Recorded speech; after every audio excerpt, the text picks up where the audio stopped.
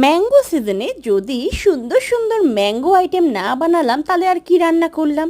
যখন বাড়িতে রয়েছে পুচকে বাচ্চা, তখন তো অবশ্যই ম্যাঙ্গো পিউরি ইউজ করে সুন্দর কোনো একটা ডেজার্ট বানাতেই হবে। আর হ্যাঁ, সবার প্রথমে যেটা মাথায় আসে সেটা হলো ঘন দুধ দিয়ে বানানো আইসক্রিম।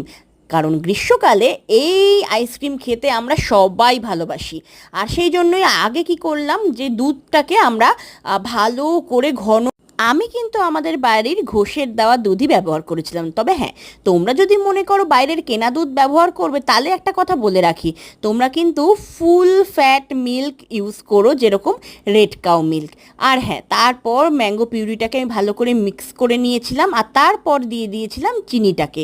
চিনিটা ভালো করে পরে আমি ফ্লেভার একটুখানি অ্যাড করেছিলাম। আর এই যে এইভাবে আলাদা করে আমি আমার ম্যাঙ্গো ফ্লেভার্ড আইসক্রিমটাকে একটু দুধের সাথে গুলিয়ে রেখেছিলাম।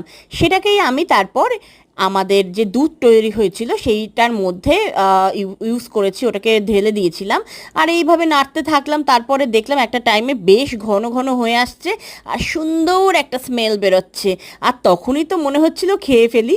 আর কিন্তু সেটা তো করা যাবে না। তো তাই জন্য এটা ঠান্ডা হওয়ার অপেক্ষা করতে হবে, তারপরে সুন্দর করে বাটিতে বাটিতে ঢেলে ডিপ ফ্রিজে ঢুকিয়ে রাখতে হবে, ব্যাস।